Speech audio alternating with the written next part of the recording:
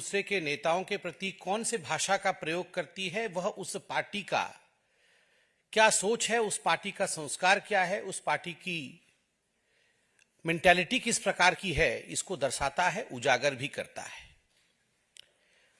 आज ये जो प्रेस कॉन्फ्रेंस में कर रहा हूं, इसमें नया कुछ इसलिए नहीं है क्योंकि कांग्रेस ने अपने आप को गाली देने वाले पार्टी के रूप में स्थापित कर ही लिया है। रह रह के नरेंद्र मोदी जी के लिए, जो हमारे यशस्वी प्रधानमंत्री हैं, उनके लिए जिस प्रकार के भाषा का प्रयोग, जिस प्रकार की गालियों का प्रयोग उनके उच्च नेता, कांग्रेस पार्टी के बड़े नेता कर रहे हैं, हर दिन टीवी में देखने को मिल रहा है। It has become a usual procedure, it has become an issue of common occurrence, a new normal as far as Congress party is concerned. बंधुगण, रावण के विषय में सुना था, मल्लिकार्जुन खड़गे जी ने आदरणीय मोदी जी को रावण कह के संबोधित किया था। तो एक बहुत बड़े नेता, कांग्रेस पार्टी के पूर्व सांसद और कर्नाटक के दिग्गज नेता बीएस उग्रप्पा जी ने मोदी जी को अभी भस्मासुर कहा है। उन्होंने कहा है कि मोदी जी भस्मासुर हैं और पूरे हिंदुस्तान को और बच्चों के भविष्य को, वो भारतवर्ष को भस्म करने में लगे हुए हैं, उसे डिस्ट्रॉय करने में, उसे बर्बाद करने में लगे हुए हैं और एक असुर हैं, भस्मासुर हैं। आप सोचिए किस प्रकार का भाषा है ये। भस्मासुर, अपने प्रधानमंत्री के लिए इस प्रकार के भाषा का प्रयोग करना। बंधुगण, आज अखबार में एक बहुत ही सुखद खबर है। G20 चल रहा है और G20 के पूरे इस प्रकरण के आरंभ में ही यूएस के राष्ट्राध्यक्ष बाइडेन साहब ने कहा है कि मैं अपने दोस्त मोदी के साथ खड़ा हूं और G20 में जो भी समर्थन हमारा रहेगा, हम सब मिलकर आगे काम करेंगे। एक तरफ पूरा विश्व, the whole globe stands with Narendra Modi, एक तरफ पूरा विश्व आज मोदी जी का लोहा मान रहा है और किस प्रकार से हम अपने प्रधानमंत्री को लेकर आगे बढ़ें, इस पर पूरा विश्व आज चिंतन कर रहा है। मगर उसी समय कांग्रेस पार्टी का इस प्रकार की भाषा का प्रयोग मोदी जी के लिए ये अपने आप में बहुत ही दुखद है और चिंतनीय है। रावण खुद मल्लिकार्जुन खड़गे जी ने कहा और आज मल्लिकार्जुन खड़गे जी के खुद के बहुत निकट के पूर्व सांसद कांग्रेस पार्टी के, और याद होगा आपको, ये सांसद वो हैं जिन्होंने गलती से एक प्रेस कॉन्फ्रेंस में अपना माइक ऑन रख लिया था, बीएस उग्रप्पा साहब ने, और उसमें कांग्रेस के सारे काले कारनामे मीडिया के सामने उजागर हो गए थे। गलती से पीसी से पहले, प्रेस कॉन्फ्रेंस से पहले वो बोल रहे थे कि ये डीके शिव कुमार तो 100 करोड़ रुपए ले गया है, मगर फलाना फलाना ये तो कमीशन खाता है। ये सारी चीजें उनकी खुद के पीसी में रिकॉर्ड हो चुकी। तो ये वो बीएस उग्रप्पा जी हैं जिन्होंने अब मोदी जी को भस्मासुर कहा है। रावण कह लिया, दुर्योधन कह लिया, भस्मासुर कह लिया, मोदी नीच इंसान है यह भी कह लिया, मोदी यमराज है यह भी कह लिया। सोनिया जी ने तो खुद कहा था मोदी जी मौत का सौदागर हैं। मोदी जी को कॉकरोच कह लिया, मोदी जी को चूहा कह लिया, नपुंसक कह लिया, औकात दिखा देंगे गुजरात में यह भी कह दिया है और चोर भी कह दिया है। पूरी फहरिस्त है मेरे सामने, मगर आज मैं कहना चाहता हूं कि 100 गाली पूरे हो चुके हैं। 100 गाली पूरे हो चुके हैं। कांग्रेस ने अपने आप को शिशुपाल के रूप में प्रस्तुत किया है। अब समय आ चुका है जब गुजरात की जनता और हिंदुस्तान की जनता, जो जनार्दन है, जनार्दन माने कृष्ण है, जनता ही कृष्ण है, जनता ही जनार्दन है। अब हम आह्वान करते हैं जनता से, जनार्दन से और कृष्ण से कि वो लोकतंत्र रूपी चक्र धारण करके ऐसी पार्टी का लोकतांत्रिक रूप से समापन करे। 100 गालियां कांग्रेस ने दे दिया है, 100 गालियां गिनती के साथ, रावण, दुर्योधन, भस्मासुर, चोर इत्यादि कहते हुए, मौत का सौदागर। 100 गालियां पूरी हो चुकी है। अब जनता जनार्दन, जनता ही कृष्ण है और भगवान कृष्ण बन के जनता अब सुदर्शन उठा करके, लोकतांत्रिक सुदर्शन उठा करके, लोकतांत्रिक तरीके से ईवीएम के माध्यम से गुजरात में और पूरे हिंदुस्तान में जवाब देगी कि गाली देने वाला कभी बड़ा नहीं हो सकता है, कोविड में वैक्सीन देने वाला बड़ा होता है। वो व्यक्ति कभी भस्मासुर हो ही नहीं सकता है जिसने 80 करोड़ जनता को राशन दिया, गुजरात में 4 करोड़ लोगों को राशन दिया है। वो व्यक्ति कभी भी भस्मासुर नहीं हो सकता है जिसने गुजरात के अंदर 11 लाख लोगों को आवास योजना के माध्यम से आवास देने का काम किया है। वह व्यक्ति कभी भस्मासुर नहीं हो सकता है जिसने गुजरात के सौराष्ट्र में जहां पानी की कमी थी वहां मां नर्मदा से प्रार्थना करते हुए मां नर्मदा के पानी को सौराष्ट्र में पहुंचाया और सौराष्ट्र को सिंचित करने का काम किया है, पल्लवित करने का काम किया है। वह कभी भी असुर नहीं हो सकता है। वह व्यक्ति कभी भी असुर नहीं हो सकता है जिसने बिजली और हर घर नल योजना के माध्यम से पूरे हिंदुस्तान में करोड़ों लोगों के हृदय को छूने का काम किया है। इसलिए वह भस्मासुर नहीं हो सकता। मगर आज मुझे कहते हुए आश्चर्य लग रहा है कि कांग्रेस पार्टी के शब्दकोश में केवल और केवल गाली है। बंधुगण, एक यह विषय था और दूसरा विषय भी उतना ही संगीन है और दूसरे विषय को जरा तफसील से मैं रखूंगा ताकि आप सब इसे पूरी तरीके से समझ सकेंगे। ये केजरीवाल जी और ये मनीष सिसोदिया जी जो हैं दिल्ली में, ये जिस प्रकार से प्रेस कॉन्फ्रेंस करते हैं और जिस प्रकार से कहानी के माध्यम से झूठ को सच बनाने की कोशिश करते हैं, ये हम सब जानते हैं। अभी चंद दिनों पहले केजरीवाल जी ने कहा कि मनीष सिसोदिया जी को क्लीन चिट मिल गया है और ये जो एक्साइज पॉलिसी वाला घोटाला है ये कोई घोटाला नहीं है, क्योंकि सीबीआई ने और ईडी ने मनीष सिसोदिया जी के ऊपर किसी प्रकार का कोई चार्जशीट नहीं किया है। मैं अब 5 मिनट लूंगा और मगर पूरी तरह से ये जो झूठ अरविंद केजरीवाल जी और मनीष सिसोदिया जी बोल रहे हैं उसको यहां पर पर्दाफाश करूंगा और बिल्कुल बताऊंगा कि क्यों ये झूठ है। और आने वाले समय पर गाज क्यों मनीष सिसोदिया जी पे गिरेगी, ये मैं बीजेपी के प्रवक्ता के नाते नहीं बोल रहा।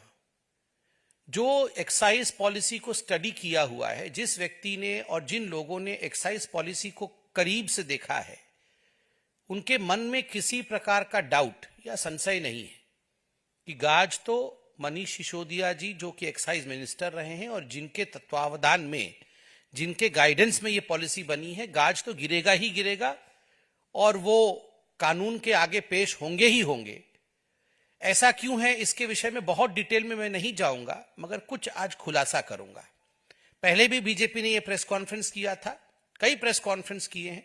आप जानते हैं कि ये 32 पेज का एक रिमांड नोट है।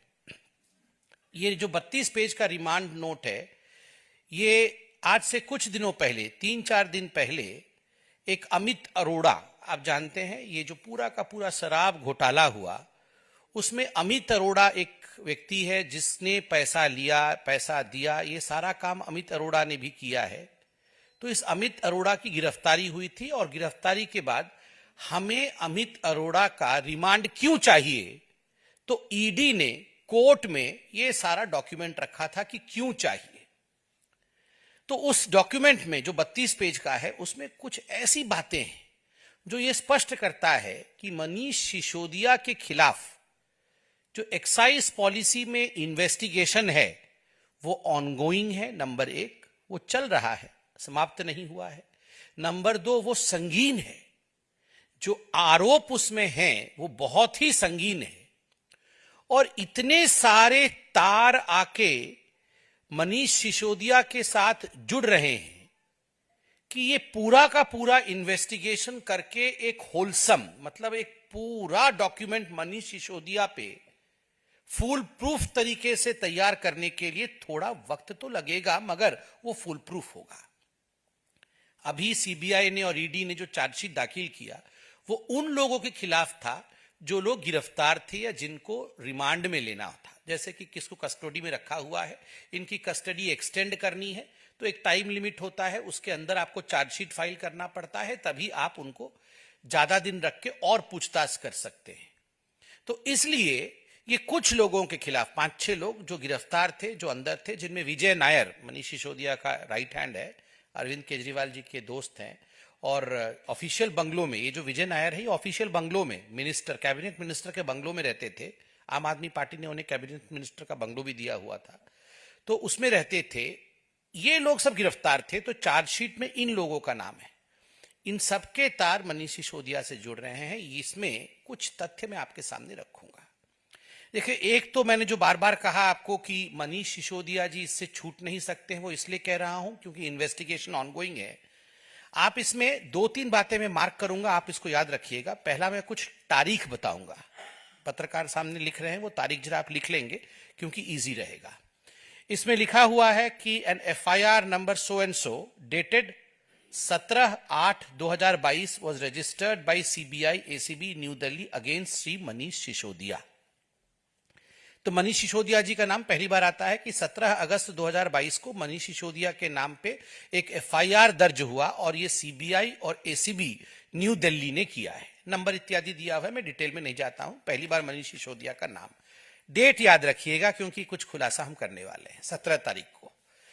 उसके बाद आप देखिएगा दूसरे पन्ने पे फिर से मनीष सिसोदिया जी का नाम आता है और 4th पैराग्राफ में कोर्ट में सबमिट किया हुआ रिमांड कहती है कि द OM मतलब office memo, the OM discloses that Shri Manish Sisodia, Deputy Chief Minister GNCTD of Delhi, Shri Arva Gopi Krishnan, then Commissioner Excise GNCTD Delhi, and Shri Anand Tiwari, then Deputy Commissioner Delhi, Shri Pankaj Bhatnagar, Assistant Commissioner of Delhi, were instrumental in recommending and taking decisions pertaining to excise policy for the year 21-22 without approval of competent authority with an intention to extend undue favors to licensees।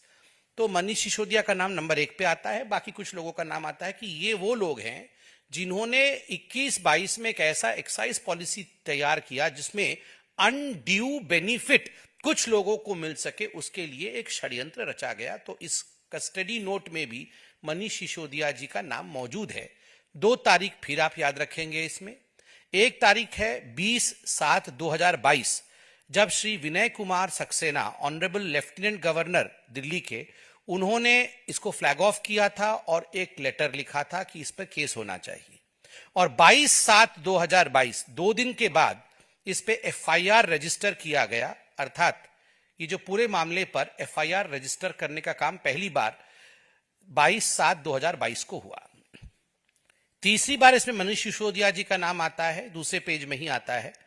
इसमें लिखा जाता है, बहुत लोगों का नाम है और आगे आता है, these people are close associates of Shri Manish Sisodia and actively involved in managing and diverting the undue pecuniary advantages collected from liquor licensees to accused public servants. इसमें अमित अरोड़ा का भी नाम है, दिनेश अरोड़ा का नाम है, अर्जुन पांडे का नाम है। ये सारे लोग ये पैसा इकट्ठा करते थे और पैसा इकट्ठा करने के बाद ये आगे इस पैसा को बढ़ाते थे। और इस पूरे प्रकरण में मनीष सिसोदिया जी का एक बहुत बड़ा हाथ था, क्योंकि ये सारे लोग मनीष सिसोदिया के क्लोज लोग हैं। ये भी आप कस्टडी नोट में देख सकते हैं। फिर एक तीसरे पन्ने पर आता है कि it is revealed that the Delhi excise policy was a device created by the leaders of आम आदमी पार्टी। ये एक डिवाइस था जो लीडर्स ऑफ आम आदमी पार्टी ने क्रिएट किया था टू रिसीव किकबैक्स लेने के लिए, घूस लेने के लिए और पैसे पाने के लिए एक डिवाइस क्रिएट किया था। तो ये लीडर्स कौन है मैं भविष्य में बताऊंगा आपको। अब आप आगे देख सकते हैं, इसमें आता है GOM, ये पेज नंबर 5 में है कि ग्रुप ऑफ मिनिस्टर्स। तो ग्रुप ऑफ मिनिस्टर्स जिसके अंतर्गत ये पूरी एक्साइज पॉलिसी बनी was headed by whom? Manish Sisodia. तो ये पूरा जो ग्रुप ऑफ मिनिस्टर्स है जिसके अंतर्गत ये सब कुछ हो रहा था, तो उसके हेड मनीष सिसोदिया है। तो स्वाभाविक है जब गलती आप करते हैं तो आपका जो हेड होता है, जिसके निर्देश पाकर आप गलती करते हैं, तो हेड के ऊपर ये सारा विषय जाता है। तो मनीष सिसोदिया जी का नाम दोबारा आता है GOM के माध्यम से। कई जगह इसी प्रकार आप देख सकते हैं, मैं आपका समय नहीं लूंगा क्योंकि विषय पे आना है मुझे। कई जगह और GOM और मनीष सिसोदिया का नाम पेज नंबर 10 पे भी आता है कि GOM went against the suggestions of the expert committee and the public comments. तो एक्सपर्ट कमेटी के खिलाफ में गया और पैसा पाने के उद्देश्य से मैलाफाइड इंटेंशन के माध्यम से मनीष सिसोदिया ने काम किया। यहां भी मनीष सिसोदिया जी का नाम आता है। आगे भी पेज नंबर 12 में मनीष सिसोदिया जी का नाम आता है कि पहले कैसे केवल 2% दिया जाता था कमीशन, मनीष सिसोदिया जी के कहने पर 12% कमीशन दिया जाने लगा और इसका एक बड़ा चंक जो है ये 6% घूस के रूप में आम आदमी पार्टी को ही और मनीष सिसोदिया जी के कहने पर यह होता था, यह भी कस्टडी नोट में मेंशन्ड है। तो कहने का तात्पर्य है कि कस्टडी नोट में ये सारी चीजें मेंशन है और कैसे उसके कारण 2873 करोड़ रुपया का नुकसान हुआ, यह भी मेंशन है। ये सारे प्रेस कॉन्फ्रेंसेस हमने किए हैं, इसलिए मैं डिटेल में नहीं जा रहा हूं। अब मैं आपको एक टाइमलाइन बताऊंगा और उसके बाद कुछ दिखाऊंगा जिसको देखने के बाद आपको बड़ा आश्चर्य होगा कि क्या किया मनीष सिसोदिया ने। टाइमलाइन आप नोट करिए। ये जो एक्सपर्ट कमिटी है वो बनती है 4 सितंबर 2020 को, कैसा होना चाहिए एक्साइज पॉलिसी। उसके बाद ये एक्साइज पॉलिसी जो थी उन्होंने रिपोर्ट अपना सबमिट किया 13 अक्टूबर 2020 को, ये रवि धवन जी की एक्सपर्ट कमेटी थी। फिर 31 दिसंबर 2020 को ये पूरा रिपोर्ट एक्सपर्ट कमेटी की पब्लिक के सामने प्लेस होती है कि पब्लिक अपना कमेंट दे वेबसाइट पे। फिर 5 फरवरी 2021 को ये सारे जो कमेंट्स पब्लिक से आए थे ये काउंसिल ऑफ मिनिस्टर्स के सामने, दिल्ली के मंत्रियों के सामने ये रखा जाता है। फिर उसी दिन 5 फरवरी 2021 को एक गवर्नमेंट GOM, ये ग्रुप ऑफ मिनिस्टर्स जिसको मनीष सिसोदिया हेड करते हैं, वो बनाया जाता है। और 22 मार्च 2021 को ये GOM मनीष सिसोदिया जी रिपोर्ट सबमिट करते हैं और 22 मार्च 2021 को ही मनीष सिसोदिया जी ये सारा विषय कि हमारी ये रिपोर्ट है ये काउंसिल ऑफ मिनिस्टर्स को भी रखते हैं। 5 जुलाई 2021 को ये पूरा का पूरा जो फाइनल पॉलिसी मनीष सिसोदिया बनाते हैं वो उसे अपलोड करते हैं वेबसाइट के ऊपर। मगर अभी जो कस्टडी नोट है उसमें बताया गया है, मैं दोबारा नहीं बताऊंगा क्योंकि पहले बीजेपी ने इस पे प्रेस कॉन्फ्रेंस की कि 5 जुलाई 2021 को तो मनीष सिसोदिया जी अपलोड करते हैं, मगर 31 मई 2021 को 2 महीने पहले उसे लीक भी कर देते हैं। और इस कस्टडी नोट में उन 5 लोगों का नाम है जिनको मनीष सिसोदिया जी की तरफ से ये सारे लीक करके पहले ही एक्साइज नोट भेज दिया गया था, मैं वो भी आपको दिखा दूंगा। और फिर फाइनली ये जो एक्साइज पॉलिसी इंप्लीमेंट होता है 17 नवंबर 2021 को, 17 नवंबर 2021। और उसके बाद वीके सक्सेना साहब जो हमारे LG हैं दिल्ली के, वो 20 जुलाई 2022 को फ्लैग ऑफ करते हैं कि इसमें गड़बड़ी है भैया, जांच करिए। तो 17 नवंबर 2021 को ये इंप्लीमेंट होता है और 20 जुलाई 2022 को ये फ्लैग ऑफ होता है सक्सेना जी द्वारा। और पहला FIR जैसे मैंने बताया 22 जुलाई 2022 को होता है और मनीष सिसोदिया जी के खिलाफ पहला FIR 17 अगस्त 2022 को होता है। ये FIR CBI द्वारा होती है 17 अगस्त 2022 को और एक्साइज पॉलिसी 31 जुलाई 2022 को वापस लिया जाता है। अब ये टाइमलाइन मैंने बताया, अब आप असली मुद्दे पर आइए। आप देखिएगा कस्टडी नोट में एक पैरा 2.6 है जिसमें large scale destruction of digital evidence, जिसके विषय में हमने पहले बताया था, मगर हमने कहा था कि डिटेल आपको बाद में बताएंगे, कैसे मोबाइल फोन डिस्ट्रॉय किए गए। लगभग 170 मोबाइल फोन डिस्ट्रॉय किया गया, ये हमने बताया था पहले आपको। ये 170 मोबाइल फोन किसके थे? 36 ऐसे लोग थे जो एक्यूज थे, जिसे मनीष सिसोदिया भी। तो 36 लोगों ने 170 मोबाइल फोन डिस्ट्रॉय किया, जो कि लगभग 1.4 करोड़ रुपए के मोबाइल फोन थे। खैर ये सब विषय हमने बताया है। तो जो 36 लोग थे उसमें मनीष सिसोदिया जो एक्साइज मिनिस्टर थे उनका भी मोबाइल फोन डिस्ट्रॉय हुआ है।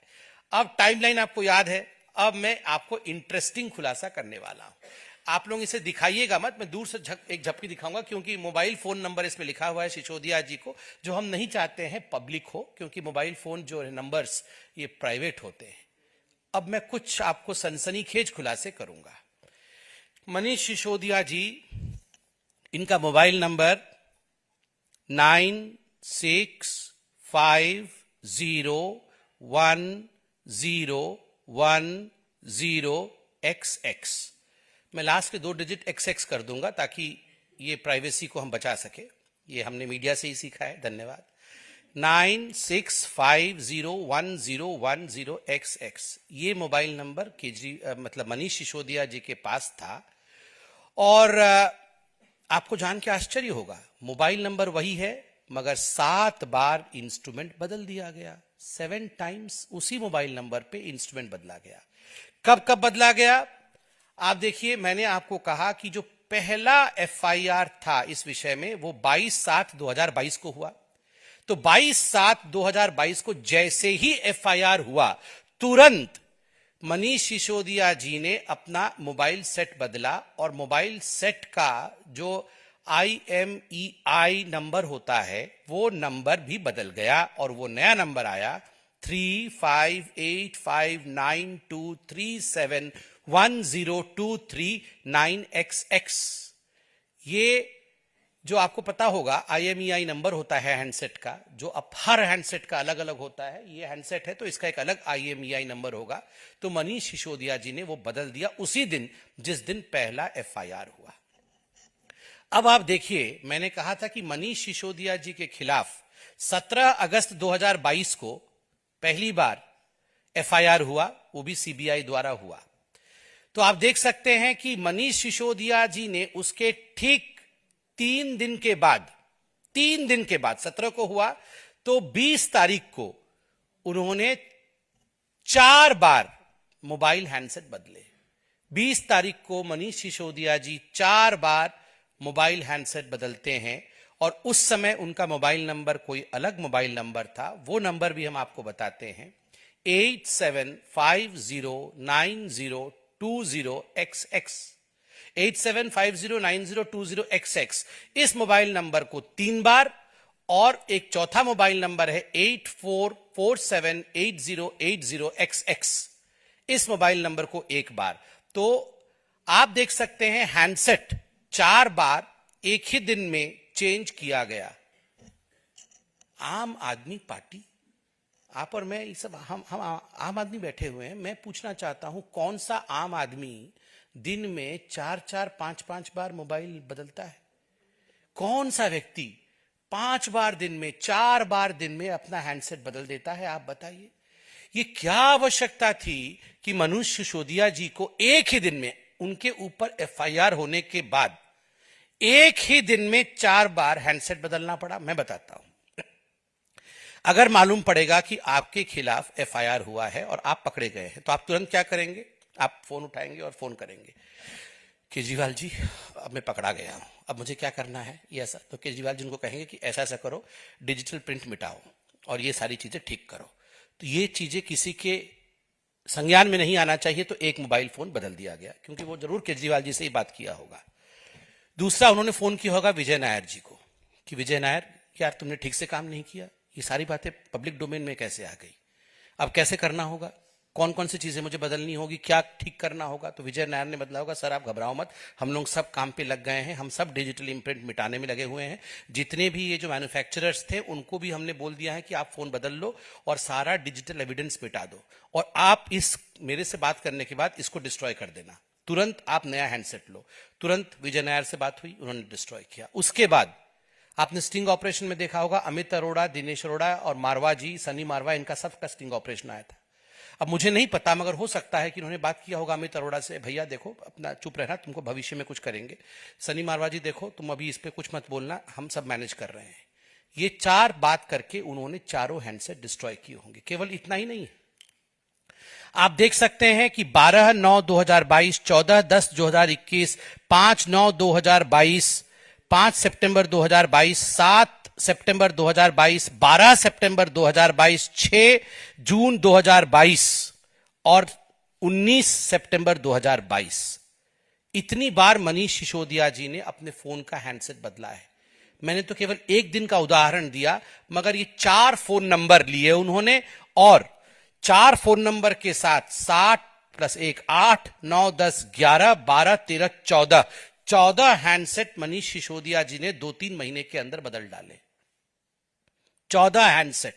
और केवल मनीष सिसोदिया जी नहीं, कैलाश गहलोत जी ने भी, उनका नंबर है 98100736XX। कैलाश गहलोत जी GOM के सदस्य थे, जो जीओएम बनी थी उसे मनीष सिसोदिया जी नंबर 1 पे, तो नंबर 2 पे कैलाश गहलोत जी।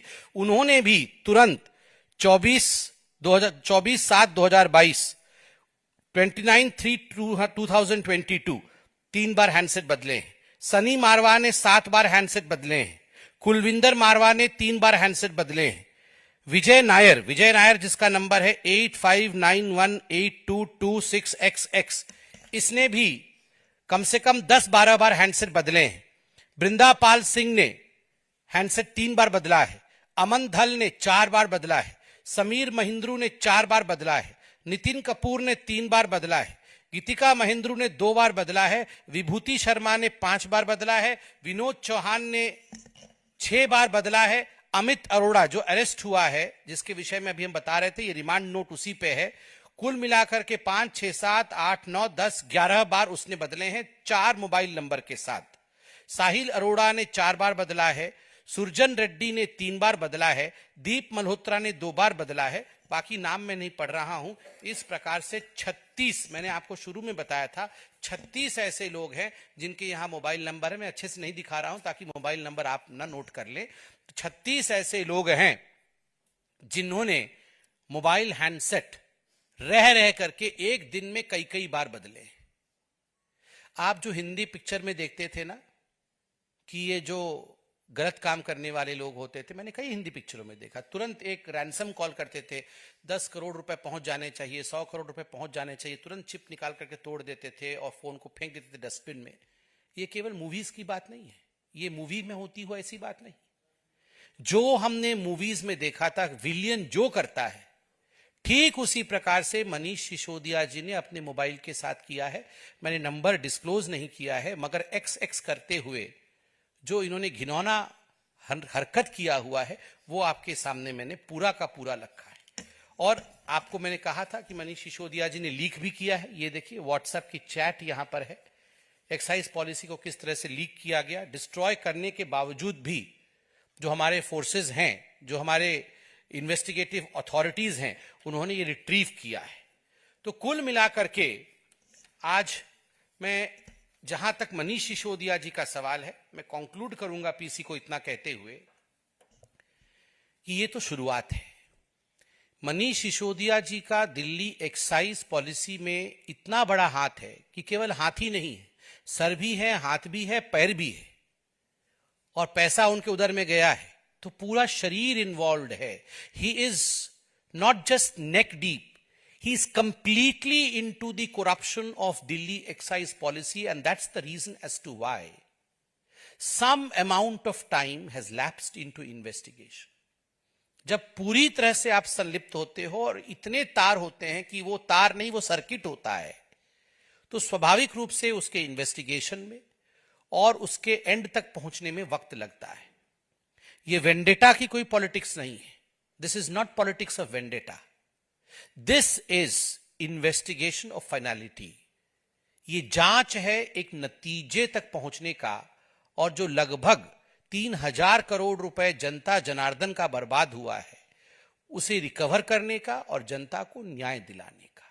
इसलिए ये जो केजरीवाल जी और मनीष सिसोदिया जी कहते हैं घर से कुछ नहीं मिला, सीबीआई ने और ईडी ने हमें क्लीन चिट दिया है, ये क्लीन चिट नहीं है।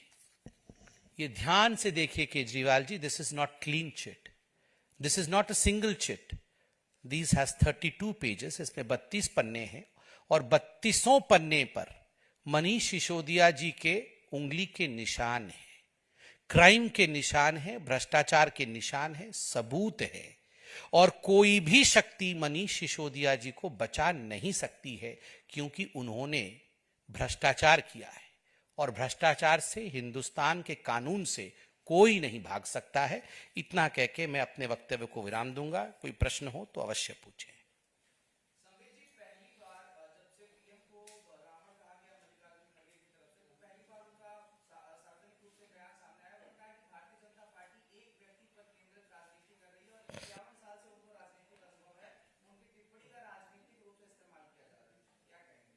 देखिए आदरणीय खड़गे जी को मैं सिर्फ इतना ही पूछना चाहता हूं, अब पछताए हो तो क्या जब चुड़िया चुग गई खेत। आपको अगर लग रहा है कि हम राजनीतिक इस्तेमाल कर रहे हैं तो आप रावण बोलते ही नहीं प्रधानमंत्री जी को। आप गाली देते क्यों हैं? आप गाली देते क्यों हैं और बाद में एक्सप्लेनेशन क्यों देते हैं? गाली ही मत दीजिए तो एक्सप्लेनेशन नहीं देना पड़ेगा। और ये कोई पहली बार नहीं है, ये कोई कोइंसिडेंस नहीं है। जब कोई चीज बार बार हो तो वो कोइंसिडेंस नहीं, वो डिजाइन होता है। When something happens repeatedly, it is not a coincidence, it's a design. जब मौत का सौदागर कहा जाता है, दुर्योधन कहा जाता है, कॉकरोच कहा जाता है, चोर कहा जाता है और उसके बाद रावण और भस्मासुर कहा जाता है, तो ये कोई इत्तेफाक नहीं है, ये एक डिजाइन है जो कांग्रेस पार्टी प्रधानमंत्री जी के खिलाफ बार बार कर रही है, एक गुजराती के खिलाफ बार बार कर रही है। मेरा सवाल ये है कि कांग्रेस की तरफ से बार बार बयान आता है, राहुल गांधी ने भी एक बयान दिया, कहा कि आप लोग सिर्फ जय श्री राम बोलते हैं, जय सिया राम सीताराम नहीं बोलते हैं, नारी का अपमान करते हैं। देखिए, कम से कम राहुल गांधी जी अब भगवान श्री राम का नाम तो लेने लगे, ये कितनी बड़ी बात है। जो पॉलिटिकल पार्टी पहले एफिडेविट देकर कहती थी कि राम का नाम उसका कोई अर्थ नहीं है, जो पॉलिटिकल पार्टी एफिडेविट देकर कहती थी कि भगवान राम का कोई अस्तित्व नहीं है, जो पॉलिटिकल पार्टी पहले कहती थी कि राम काल्पनिक हैं, वो आज भगवान राम का नाम ले रही है। यही तो है, मुमकिन हो गया है। आज मोदी है तो मुमकिन है। देश की संस्कृति, देश की सभ्यता के साथ आप खिलवाड़ नहीं कर सकते। आप यही वो राहुल गांधी है और यही वो कांग्रेस पार्टी है, यही वो सोनिया जी है जिनको 3 दिन तक नींद नहीं आई थी क्योंकि आतंकवादी मारे गए थे बाटला हाउस एनकाउंटर में। अब अचानक सब कुछ ठीक होने लगा है, इनको अचानक सब कुछ दिखने लगा है, तो स्वाभाविक रूप से ये बहुत बड़ा परिवर्तन हो रहा है। और ये इसलिए हो रहा है क्योंकि आज देश महसूस कर रहा है कि देश में तुष्टीकरण की राजनीति नहीं चलने वाली है। सर, कांग्रेस के सांसद हैं प्रमोद तिवारी जी, उन्होंने कहा है कि ये पार्टी धर्म को बेचने वाली पार्टी है, आप पे निशाना साधा। देखिए, ये सब बौखलाहट की वाणी है।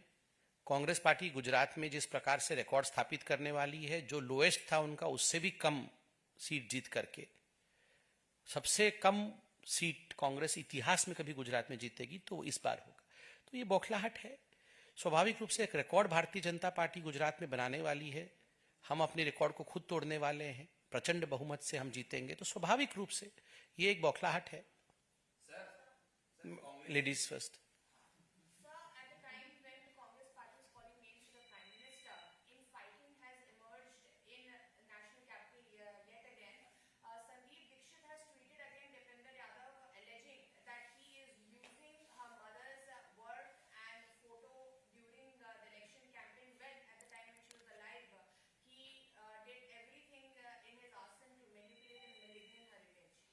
See, this is what the Congress party is. While at one end we have a fake Bharat Jodo Yatra, which Mr. Rahul Gandhi is undertaking, but on the other hand, we have a Congress Todo going on. Bharat Todo तो वो पहले से ही कर रहे थे, but now they have ultimately reached a Congress Todo program within the Congress itself. हमने अभी देखा, जो आपने कहा, दीपेंद्र जी और संदीप दीक्षित जी के बीच में जिस प्रकार की लड़ाई हो रही है शीला दीक्षित जी को लेकर। और दूसरा सबसे बड़ी बात है, आपने निकम्मा, नकारा, गद्दार ये शब्द भी सुने हैं राजस्थान में एक दूसरे के लिए, the barbs that were being hurled by the chief minister for Sachin Pilot. तो मुझे लगता है कांग्रेस पार्टी को चिंता करना चाहिए, ये निकम्मा नकारा से उनको सकारा होना चाहिए, कुछ सकारात्मक काम करे। केवल एक दूसरे को निकम्मा नकारा कह करके ये कहीं ना कहीं अपने असलियत को उजागर कर रहे हैं। यस पवन जी।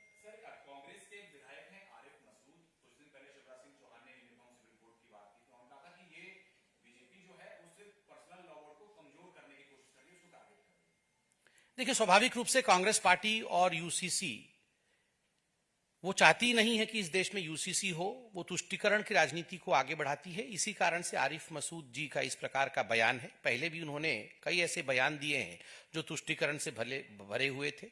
जहां तक यूसीसी का सवाल है, बड़े स्पष्ट रूप से आदरणीय गृह मंत्री जी ने भी और हमारी सरकार ने बोला है कि आफ्टर ड्यू डिलिवरेंस सबके साथ बातचीत करने के बाद इस विषय को आगे लिया जाएगा। बहुत बहुत धन्यवाद।